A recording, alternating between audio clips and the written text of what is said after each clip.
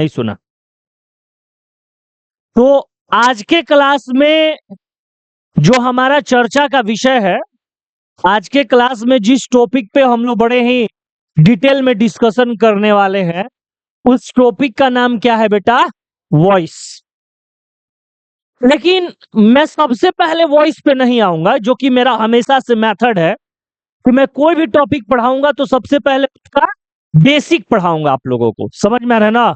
हाँ, बिना बेसिक पढ़ाए बेटा मैं आप लोगों को वो टॉपिक कभी भी शुरू नहीं करूंगा। इस बात का आप लोग ध्यान रखिएगा।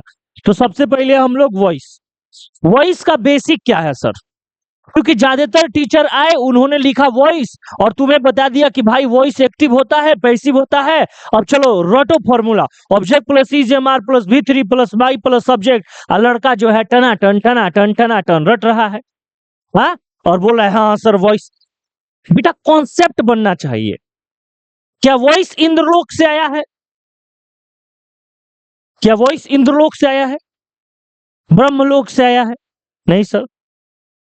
क्योंकि जब इंग्लिश के ग्रामेरियंस कहते हैं कि पूरे इंग्लिश ग्रामर को हम पार्ट्स ऑफ स्पीच के अंतर्गत रखते हैं, और पार्ट्स ऑफ स्पीच को हम मुख्यतः 8 भाग कहते हैं, उसमें से 8वां भाग इंटरजेंशन आप हटा ही दो तो बचे कितने भाग? 7। Noun, pronoun, adjective, verb, adverb, preposition और कंजंक्शन। तो क्या इन 7 भाग में कहीं आपको वॉइस सुनने को मिला है? नहीं। तो सबसे बड़ा तो प्रश्न यही है सर कि आखिर ये वॉइस आया कहां से?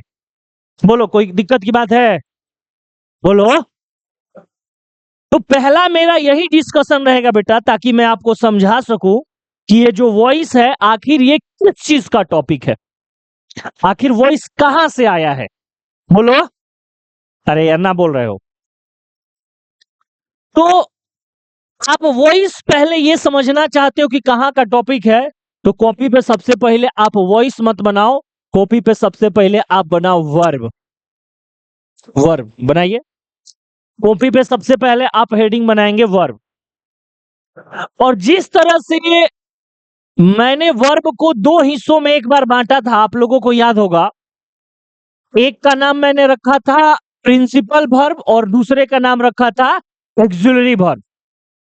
और प्रिंसिपल वर्ब में मैंने आपको पढ़ाया था, प्रिंसिपल वर्ब में बेटा मैंने आपको क्या पढ़ाया था?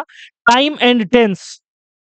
और एक्सुलरी वर्ब में मैं आपको आगे पढ़ाऊंगा auxiliary verb, modal verb, syntax वगैरह वगैरह। उसी तरह आज हम लोग फिर से अपने वर्ब का 2 प्रकार निकाल रहे हैं। एक का नाम